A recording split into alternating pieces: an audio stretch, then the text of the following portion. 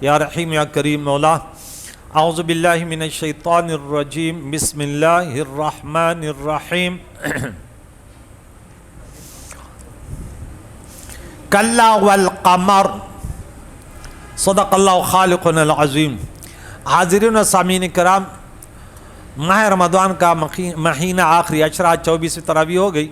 اس کا خلاصہ بھی آپ نے سنا. 9 صورتیں، سورہ مجادلہ، سورہ حشر، سورہ ممتحنہ اور سورہ صف، سورہ جمعہ، سورہ منافقون، سورہ تغابن، سورہ طلاق اور سورہ تحریم. بڑی اچھی باتیں، 137 آیتیں آج ہم نے سنی اور 20 رکوع.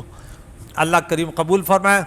یہاں سے رب فرماتا ہے ہرگز ایسے نہیں ہے چاند کی قسم، واللیل اذا ادبر، اور رات کی قسم جب وہ پیٹ پھیرے، والصبح اذا اسفر، اور صبح کی قسم جب اجالا ڈالے، اسفر یعنی سفیدی ہو جائے. انہا لإحدی الکبر، کہ بے شک جہنم بہت بڑی مصیبت ہے، بہت بڑی چیزوں میں سے ایک ہے. یہاں پہ کہ رب نے فرمایا ہرگز ایسے نہیں ہے، اس کا کیا معنی کہ کلا والقمر. یہاں پہ مفسرین کرام لکھتے ہیں کہ کلا یعنی اس آیت 32 میں لفظ کلا ہے. یہ لفظ انکار کے لیے آتا ہے. اس سے پہلے فرمایا یہ صرف بشر کے لیے نصیحت ہے. یہ آخری آیت جو ہم نے پڑھی تھی کہ الا ذکر للبشر، اس سے ان کا تعلق ہے. یہ صرف بشر کے لیے نصیحت ہے قرآن، یعنی دوزخ کے متعلق آیت نصیحت ہیں. اس سے اگر کوئی شخص یہ گمان کر لے کہ پھر کفار مکہ نے بھی ان آیات سے ہدایت حاصل کر لی، تو اللہ تعالیٰ نے انکار فرمایا ہرگز ایسے نہیں ہے. یعنی انہوں نے ہدایت حاصل نہیں کی، یا اس سے اس شخص پر انکار کیا جو یہ کہتا تھا کہ وہ دوزخ کے فرشتوں سے مقابلے پر قادر ہے. ہم بولے 19 فرشتے ہیں، لیکن بولا ارے 10 کے لیے تو میں کافی ہوں. انہوں نے مذاق اڑایا ابو جہل وغیرہ نے.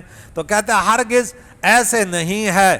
یا ان لوگوں پر انکار فرمایا ہے کہ کلا ہرگز ایسے نہیں. اب کی سوچ غلط ہے.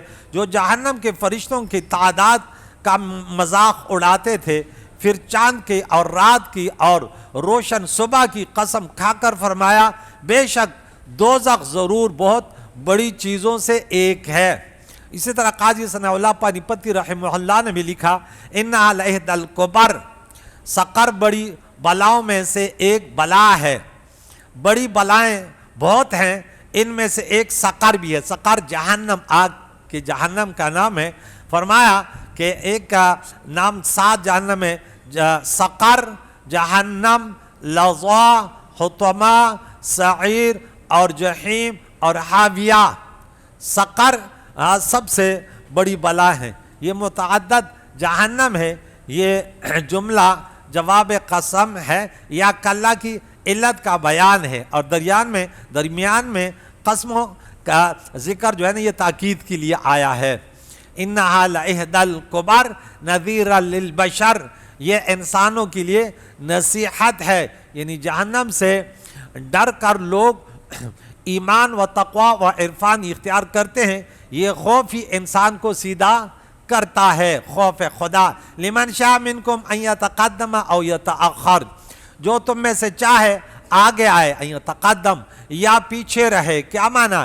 یعنی قرآن شریف ہر بشر کو، ہر انسان کو ڈرانے والا ہے، کیونکہ اس کی وحی کا مقصد تھا اوحی الی ھذا القرآن لانذرکم، انذرکم بھی ومن بلغ، اور جس تک یہ قرآن پہنچے.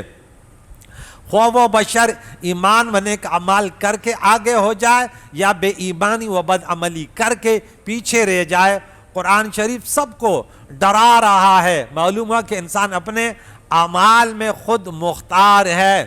آگے آئے یا ایمان لائے یا کفر کرے، مجبور محض نہیں ہے. اللہ تعالیٰ کسی پر ظلم نہیں کرتا کہ تو کچھ بھی کر، میں نے تمہارے لیے ٹھکانے نہیں. تمہارے کردار کی، تمہارے اعمال کے مطابق تمہیں سزا و جزا ملے گی. فرمایا کل نفس بما کسبت رہینا, ہر جان اپنے کیے پر مرہون ہے, گروی ہے.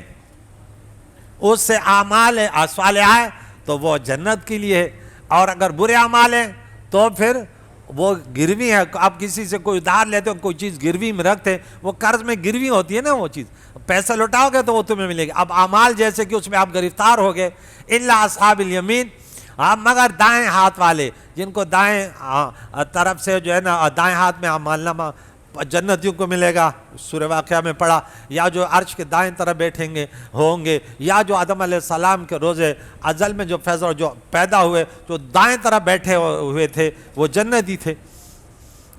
تو یعنی قیامت میں ہر شخص اپنی بد عملی کے باعث ایسا قید ہوگا جیسے مرہون چیز قرخواہ کے پاس, سوائے ان صالحین کے جو عرش کے دائیں جانب ہو, یا جن کو دائیں ہاتھ سے اعمالہ کہے گا او یہ ذرا میرا اعمال نامہ تو پڑھو, A1 گریڈ میں نے حاصل کیا ہے.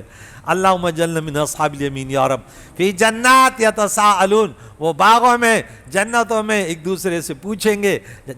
مجرمین کے متعلق اس سے معلوم ہے کہ جنتی لوگوں کے تمام قوت ایسے قوی ہو جائیں گی کہ باوجود انتہائی فاصلے کے جہنمیوں کے حالات دیکھ لیں گے. جیسے ہم سورہ اس میں پڑھے تھے, سورہ صافات میں, کہ ایک ساتھی کہا, میرا بھی ایک ساتھی تھا, مجھے کہتا تھا تو آخرت کو مانتا ہے, تو یہ مانتا ہے کہ ذرا دیکھو جھانک لو, جب دیکھیں گے تو جہنم کے بیچ میں, کہتے یہ کمبخت تو مجھے بھی ہٹا رہا تھا.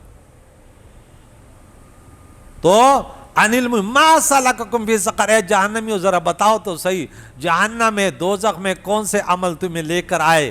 یہ سوال دوزخیوں کو شرمندہ کرنے کے لیے ہوگا, ورنہ جنتی جانتے ہوں گے کہ یہ لوگ کفر کے باعث جہنم میں رکھے گئے. خیال ہے کہ گناہگار مومن دوزخ میں ہوں گے. جنتی لوگ ان سے یہ سوال نہ کریں گے کہ تمہاری شفاعت کریں گے اور انہیں باذن اللہ, لیکن انہیں اس قسم کی باتیں نہیں ہوں گی. وہ تو سزا پا کے یا شفاعت سے یا اللہ تعالیٰ کے کرم سے وہ جہنم سے نکل آئیں گے. یہ پکے مجرم ہیں, ان سے پوچھیں گے ارے جہنم میں کون سے اعمال لے کر آئے. دیکھیں جہنمیوں کے اعمالوں کے بارے میں جب سنے نا تو ان سے بچنے کی کوشش کرو. یہ نہیں کہ میں نے کلمہ پڑھا, یہ اللہ کا کلام ہے. وفی ذکرکم, سورہ نمبر 21 آیت نمبر 10 میں اس قرآن میں تمہارا ذکر ہے, یعنی تمہارے اوصاف کا. انسان کے اوصاف ہے نا, نماز ایک صفت ہے, روزہ رکھنا ایک صفت ہے, قرآن پڑھنا ایک صفت ہے. یہ تمام اوصاف, یہ والدین کی خدمت کرنا, تو اس میں دیکھیں کہ کون سے اعمال انسان کو جنت میں لے کے جاتی ہیں, یا آپ پڑھتے رہتے ہیں, اس پر توجہ کیا کریں. اب جہنمیوں سے پوچھا جا رہا ہے جہنم میں کون سے اعمال تمہیں لے کر آئے. جہنمی جواب دیتے ہیں قالوا لم نک من المصلین, ہم نماز نہیں پڑھتے تھے. لوگ مسجد کو جاتے, ہم فلمیں ڈرامے دیکھتے تھے, روڈوں کے کنارے میں بیٹھے تھے. جہنمیوں کی علامت ہے, اللہ کے نبی نے فرمایا انہیں ان کے کردار سے پتہ چلتا ہے اللہ نے جس کے لیے پیدا کیا اس کے لیے وہ اعمال آسان کر دیے. بعض لوگ اس انداز سے بیان کرتے ہیں کہ وہ بے نماز بھی سمجھتے ہیں کہ یہ نمازی ادھر چلے جائیں گے. ہم نہیں, یہ دین ہے, یہ دین متین ہے جو راہ راست پر ہے. ایسا تو انسان بھی نہیں کرتا بھائی. A1 پڑھنے والا, کلاس میں آنے والا, ہم پورے سال طلباء کو چیک کرتے ہیں طالب علم کتنا وہ میں ہے. ہم انسان ہو کر, کمزور ہو کر بھی ایک لائق اور قابل طالب علم کو ایک نالائق طالب علم سے آگے نہیں رکھتے. اور کیا اللہ تعالیٰ کے ہاں ایسے ہو سکتا ہے؟ آپ تصور کر سکتے ہیں؟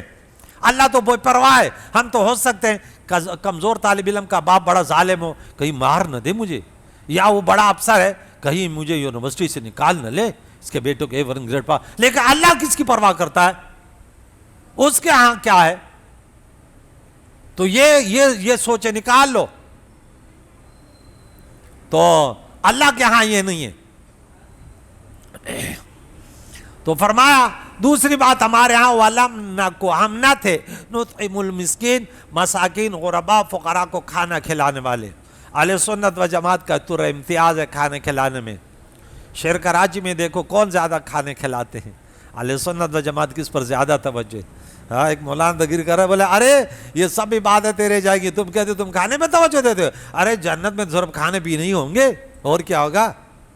صرف کھانے اور پینے ہوں گے. وہاں یہی بات ہوتی ہے نا, کیا ہوں گے کیا نہیں گے. شراب کی نہر ہو، دودھ کی نہر ہو، پانی کی نہر ہو، شہد کی نہریں، اور کل ثمرات، اور یہ وَلَكُمْ فِيهَا مَا تَشْتَهِي، یہ، اور نہ جہاد کا نام ہے، نہ روزے کا نام ہے، نہ نماز کا نام ہے، وہاں تو بس کھانے اور پینے ہی بس۔ لیکن دنیا میں کھلانے والوں کو پھر وہاں اللہ کے نبی نے فرمایا ارے ایک روزہ دار کو کھانا کھلاؤ، شکم سیر کرو، میرا رب تمہیں حوض کوثر کا پانی سے تمہیں سراب کرے گا، پھر دیکھ لینا کبھی پیاز کبھی بھوک نہیں لگے گی۔ وَكُنَّا نَخُوضُ مَعَ الْخَائِضِينَ، اور تیسری بات کر رہے ہیں جہنمی اور بیہودہ فکر والوں کے ساتھ ہم بیہودہ فکریں کرتے تھے۔ کیا مقصد ہے؟ یعنی کافروں کے ساتھ اسلام، اربانی اسلام کے عیب تلاش کرتے تھے، اللہ والوں کے خلاف کرتے تھے کہ یہ لوگ چندے کرتے ہیں، یہ لوگ یہ کرتے ہیں، یہ مسجدوں میں تقریریں کرتے ہیں، یہ لوگ پریشان کرتے ہیں، یہ کبھی یہ کہتے ہیں۔ بہت سارے بدبخت کہتے ہمیں مولویوں سے بڑی چڑے کہ پتہ نہیں کیوں ہمیں پریشان کرتے ہیں۔ ارے تمہیں اس لیے پریشان کرتا ہے کہ جہنم سے بچ جاؤ، ورنہ وہ تم سے کچھ لینا دو تھوڑی آتا ہے۔ وہ تو کہتے ہیں اللہ کے نبی گھر گھر پہ جاتا ہے، کیا کہتے ہیں؟ جہنم سے بچ جاؤ۔ اللہ کے نبی نے کیا فرمایا؟ ایک آگ لگی ہوئی ہے، تم آگ میں گرو، میں تمہیں بچا رہا ہوں۔ تو علماء ان کے ورثاء ہیں اور اسی کے طرز پہ دین کی تبلیغ کرتے ہیں۔ وَكُنَّا نُكَذِّبُ بِهِ، اس سے پتہ چلا یہ پورے اعمال ان کے اندر نہ تھے اور ان کے اندر کفر تھا، اور ہم قیامت کے دن کو جھٹلاتے تھے، حتی اتانا الیقین، یہاں تک کہ ہمارے پاس یقین آ گیا، موت آ گئی۔ معلوم ہے کہ خاتمے کا اعتبار ہے کہ عمر بھر اگر اللہ تعالیٰ نہ کرے گناہوں میں گزرے، پھر بھی اگر توبہ کی توفیق ہوئی تو بچ جاؤ گے، لیکن خاتمہ عمر بھر بھی گناہ کرتے اور خاتمہ بھی سے بھی ہو تو پھر مشکل ہے۔ اللہ موت سے قبل سچی توبہ کی توفیق عطا فرمائے۔ فما تنفعهم شفاعت الشافین، تو انہیں شفارشیوں کے شفارش نے کوئی فائدہ نہ دیا، ہاں، کیونکہ ان کی کوئی شفاعت کرنے والے بار بار ہم پڑھتے ہیں اس دن سے ڈرو۔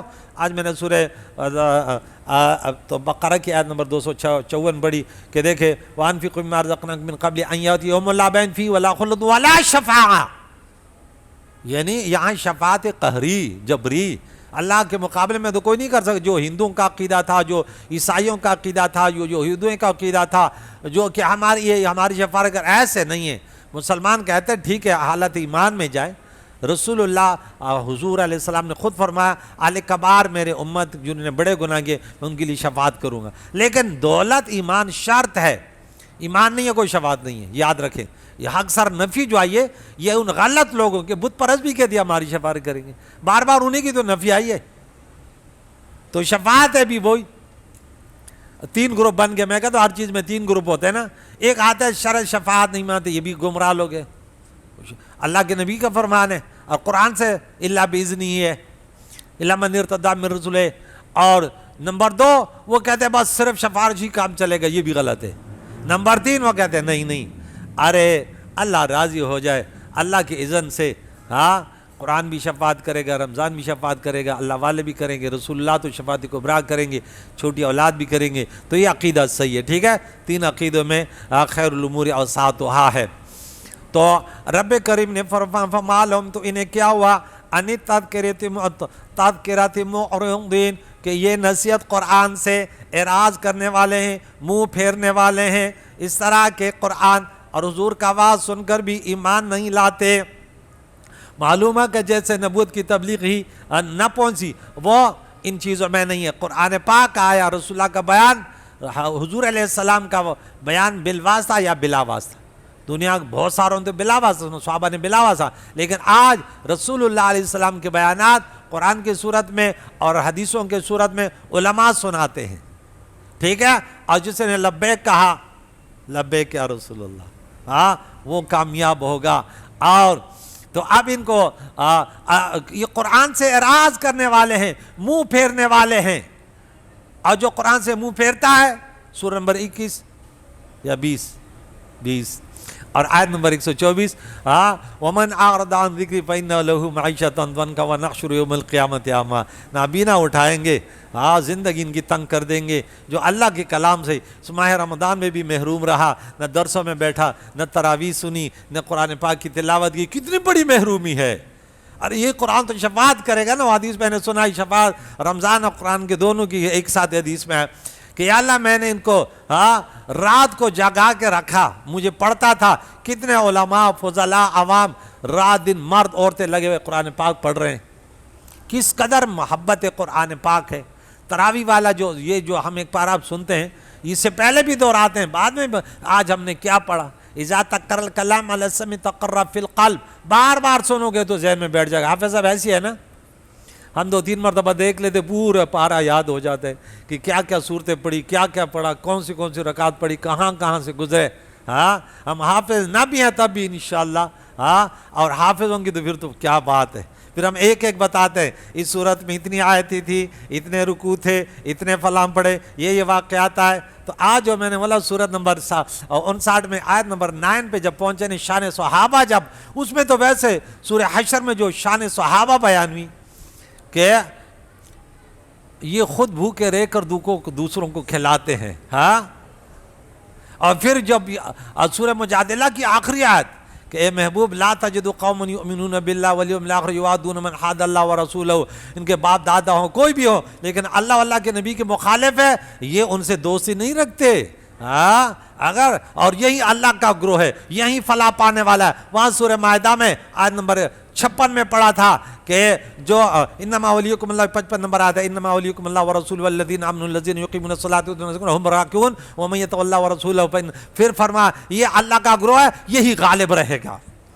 جو دیکھے اٹھنے بیٹھنے صرف نماز نہیں، یہ تو ایک رکن ہے، لیکن یہ بہت بڑا رکن ہے اسلام کا کہ آپس میں تعلقات، اللہ والوں سے تعلقات، علماء سے تعلقات، پیران اعظام سے جو پکے، جن کو مرشد کا جو راہ دکھانے والے ہوتے ہیں، رات دن اللہ کے دین کی تبلیغ کرتے ہیں، ان سے تمہارے کتنے تعلقات ہیں. یہ اللہ کا گروہ ہے. اور یہ جو استحوذ علیہم الشیطان، اس سے پہلے پڑھا، جس پر شیطان نے غلبہ حاصل کیا، اللہ کا ذکر بھلا دیا، تراویح میں بھی نہ آئے، قرآن بھی نہ سنا، نماز بھی نہ پڑھی، روزہ بھی نہ کرا. اور جب شیطان غالب آتا ہے، جب وہ ڈرائیونگ کرتا ہے تو جہنم میں لے کے جاتا ہے نا. اللہ تعالیٰ شیطان کی ڈرائیونگ سے بچائے. تو فرمایا یہ اعراض کرنے والے قرآن سے گویا کہ حمر، یہ گدھے ہیں. حمار کی جمع حمر، گدھے. دیکھیں انسان کو گدھا کہا گیا نا، تو کوئی یہ نہ کہے کہ اگر علماء کہہ دیں، عوام ایک دوسرے کو گدھا وغیرہ نہ کرے، گالیاں بری بات ہے. لیکن علماء جب درس قرآن رہتے ہیں، بعضی جاہل فرعون، جس کو میں فرعونی کہتا ہوں، خواہ یہ تو بیٹھا ہوا تھا ممبر پہ، لوگوں کو گدھا کہہ رہا تھا. ارے خدا کے بندے، قرآن کہہ رہے ہیں. آج ہم نے سورہ اس میں سب میں سورہ جمعہ میں پڑھا آیت نمبر 4 میں کہ بنی اسرائیل کے علماء گدھوں کی طرح ہیں، کیونکہ توریت پر عمل نہ کیا، انجیل پر عمل نہ کیا، رسول اللہ کے اوصاف مبارکہ چھپا رہے تھے. تو بولے یہ گدھے ہیں، مستنفرہ، بدکتے ہوئے، بھاگے ہوئے، ڈرے ہوئے. فرت من قسورہ، جو شیر سے بھاگ جاتے ہیں. یہ جو جنگلی گدھے ہیں، زیبرا وغیرہ، یہ جب گدھے وہ شیر کو دیکھتے ہیں نا، اچانک کتنا تیزی سے بھاگتے ہیں. ایک مثال دی اس میں علماء کرام نے بہت سارے قسورہ، شیر سے بھی تشبیہ دی، شکاری سے بھی تشبیہ دی، شور اور غل سے بھی تشبیہ دی کہ جنگلی جانور جو ہے نا وہ اچانک بڑے ہوشیار ہوتے ہیں، اپنی جانوں کی حفاظت آسانی سے نہیں ہوتی، کتنے تیزی سے بھاگتے ہیں. تو یہ مشرکین، یہ کافر، یہ قرآن سن کر کتنے تیزی سے بھاگتے ہیں. مثال دے دی جیسے گدھے جنگلی شیر کو دیکھ کے بھاگتے ہیں. اللہ تعالیٰ قرآن سن کر ہمیں قرآن کی طرف آنے کی توفیق عطا فرمائے، بھاگنے سے اللہ تعالیٰ بچائے. یعنی یہ کفار حماقت و بے وقوفی میں گدھے کی طرح ہیں. یہ قرآن یا صاحب قرآن سے ایسے بھاگتے ہیں جیسے جنگل میں شیر کو دیکھ کر گدھے بدکتے ہیں اور بھاگتے ہیں. اس آیت میں 2 فائدے حاصل ہیں. ایک یہ کہ انسان شکل میں یکساں ہیں مگر فطرت میں مختلف. کسی کی فطرت گدھے کی، کسی کی کتے کی، کسی کی شیر کی، اور کسی کی فطرت فرشتوں سے اعلیٰ. پتھر اور جانور بھی ابو جہل اور نبی میں فرق کرتے تھے. جو تمام انسانوں کو یکساں مانتے ہیں وہ پتھر و جانوں سے بھی زیادہ. اور یہ بات تو ہم ان غیروں کو سمجھاتے ہیں کہ نبی کے بارے میں ذرا زبان احتیاط سے استعمال کیا کرو. بس تم نے ایک رٹا لگا نبی ہمارے جیسا بشر ہے. ارے کبھی جامع عزیزیہ میں آ جائے، تیرے کو ذرا تیرا ذہن صحیح کر دوں. خدا تمہیں ہدایت دے. ورنہ سورہ انعام آیت نمبر 38 کا کیا کرو گے؟ دنیا کی پوری مخلوق کا یہ سب تمہارے جیسے، کوئی تجھے اور تیرے باپ کو گدھے جیسا کہے تو لڑ جائے گا، وہ بھی تو قرآن میں ہے، تمہارے جیسے ہیں پرندے ترندے بھی۔ ان غریبوں کو شعور ہی نہیں ہے، پڑھانے والے نے ایسے پڑھا دیا ہاں کہ نبی کی تعریف ایسی کروا دی کہ نبی انسان ہے، بشر ہے، لیکن وہ باکمال ہے، انسان نہیں انسان، وہ انسان ہے وہ۔ ہاں ہم تو دنیا کے لیے ہمارے وجہ سے تو عذابات مصیبتیں آتے ہیں، اور رسول اللہ وہ ہستی ہے کہ جب دنیا میں جلوہ گر ہوئے اللہ نے فرمایا ان پر عذاب نہیں کہ وانت فیہم، آپ جب ان میں موجود ہوں گے۔ سب انسان ایک جیسے نہیں ہوتے، تو گدھوں کی طرح بھی ہوتے ہیں، کتے کی طرح بھی۔ سورہ اعراف میں بلعام بن باورا کا واقعہ پڑھا، اس کے کتے سے تشبیہ دی، اور جگہ جگہ گدھوں سے تشبیہ ہو رہی ہے۔ تو ہر دو پاؤں سے چلنے والا انسان نہیں ہے جس کے اندر انسانیت نہیں ہے۔ فرق مراتب نہ کو نہ زندیق باشد، ماں اور بہن بھی اور دونوں عورتیں ہیں، لیکن ماں کا بڑا مرتبہ ہے، تو نبی اور عام انسان میں فرق نہیں کرتا، کہتے ہمارے جیسے دوست پر ہے۔ اس میں کم بے وقوف کسی نے شک کیا؟ ہر انسان کے دو ہاتھ ہو تو دو پاؤں، لیکن تیری تعریف جو ہے نا یہ انتہائی گری ہوئی اور تیرے اندر عقل نہیں ہے۔ رسول اللہ کی تعریف اس طرح کی جاتی ہے، ہاں رسول اللہ علیہ وسلم کے ہاتھوں کو بات آیا تو یوں کہہ دیا کرو ہاں کہ جاءت لدعوتہ الاشجار ساجدۃ تمشی الیہ علی ساق بلا قدمی، کہ حضور کے ہاتھ تو ایسا اگر درخت کو اشارہ کر دے تو سجدہ کرتے ہوئے قدموں میں گر جائے، حضور کے ہاتھ تو ایسے پتھروں کو ہاتھ میں اٹھائے تو کلمہ پڑھنا شروع کر دے، حضور کے ہاتھ تو ایسے کہ انگلی سے اشارہ کر دے تو چاند ٹکڑے ہو جائے، حضور کے ہاتھ تو ایسے سورج کو آ جائے واپس آ جائے تو سورج واپس آ جائے۔ اب بولا تو کہتے ہیں میرے جیسے ہاتھ، شرم تو مگر تمہیں نہیں آتی۔ رسول اللہ کی شان، اللہ اکبر، محمد زینت الدنیا و بہجتہا، محمد کاشف الغمات والظلم، حضور ہی تو دنیا کی زینت و ترود و تازگی، ظلمت اور اندھیروں کو دور کرنے والی ہستی ہے۔ کلا بل لا یخافون الآخرہ، ہرگز ایسے نہیں ہے بلکہ آخرت سے نہیں ڈرتے، اس لیے ان کا کردار ایسے ظالمانہ ہے۔ کلا انہ تذکرہ، ہرگز ایسے نہیں ہے۔ ایک تو یہ تو نصیحت ہے، فمن شاء ذکرہ، جو چاہے وہ نصیحت حاصل کرے اس قرآن سے، نبی آخر زمان سے، وما یذکرون الا ان شاء اللہ، اور نصیحت نہیں حاصل کر پائیں گے سوائے اس کے جس کے لیے، کیونکہ سب کچھ اللہ کی مشیت ہو، جس کے لیے اللہ چاہے۔ ہاں اللہ کی مشیت کے بغیر کچھ نہیں ہو سکتا، یہ بڑا مشکل جملہ ہے، سمجھ آئی نا؟ ہاں اس کو سمجھنے کے لیے عقل درکار ہے۔ بغیر ارادے الہی کوئی نصیحت و اسلام قبول نہیں کر سکتا۔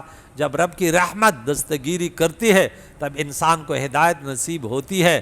اس سے لازم نہیں آتا کہ انسان مجبور ہے، کیونکہ اس سے یہ اعتراض ہو رہا تھا جو میں کہہ رہا تھا نا، کہ کوئی کہتا ہے اللہ نے قرآن میں فرمایا، لیکن انہوں نے یہ جواب لکھا ہوا ہے ہاں کہ اس سے لازم نہیں آتا کہ انسان مجبور ہے، کیونکہ انسان با اختیار اور با ارادہ ہے، مگر اس کا ارادہ اختیار رب کے ارادے کے تابع ہے۔ جب وہ چاہتا ہے تب یہ چاہتا ہے، ہاں تو انسان اس لیے تو اللہ سے دعائیں کرتا ہے۔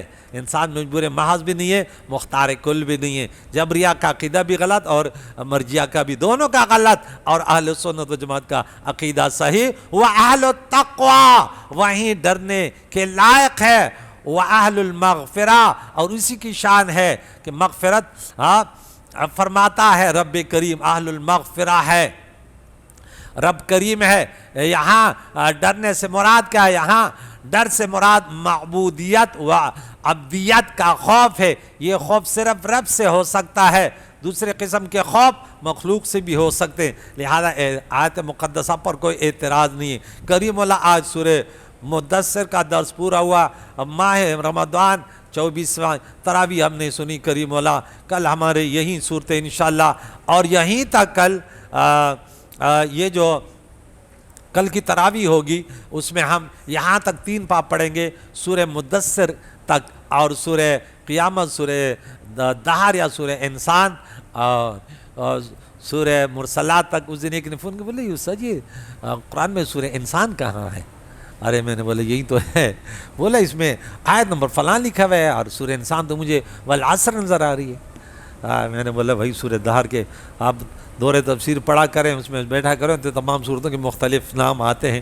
کریم اللہ اس معتکفین ان حضرات سے جو مسجدیں بھری رہتی ہیں، وہ دن رمضان کے بعد پھر مسجد خالی 5 10 15 پھر بیٹھے ہوتے ہیں، باقی سب کریم اللہ ان بچوں کے دل میں قرآن پاک کی محبت پیدا کریں کہ انشاءاللہ زندگی بھر کالج میں جائیں، یونیورسٹیوں میں جائیں، کاروبار میں جائیں، لیکن اپنی مسجد میں آ کر انشاءاللہ عشاء کے بعد 10-15 منٹ درس ضرور سنیں گے، اپنے عقیدوں کو سنواریں گے، اپنے اعمال کو سنواریں گے۔ قرآن کی برکت سے ہماری روحانی جسمانی امراض کی شفا ہوتی ہے۔ پیارے اللہ، ماہ رمضان کے بقیہ رات دن تیرے بندگی میں کہ اس میں بڑی رات بھی ہے کریم اللہ، سب کو نصیب فرما، بیماروں کو شفا عطا فرما۔ اس سورہ کے درس پر یا اللہ ہم اپنے مرحومین کے لیے صالح ثواب کرتے ہیں، ان کے درجات بلند فرما، اور زندوں کو اس کے برکت سے دین اسلام پر جینا، اسی پر موت نصیب فرما۔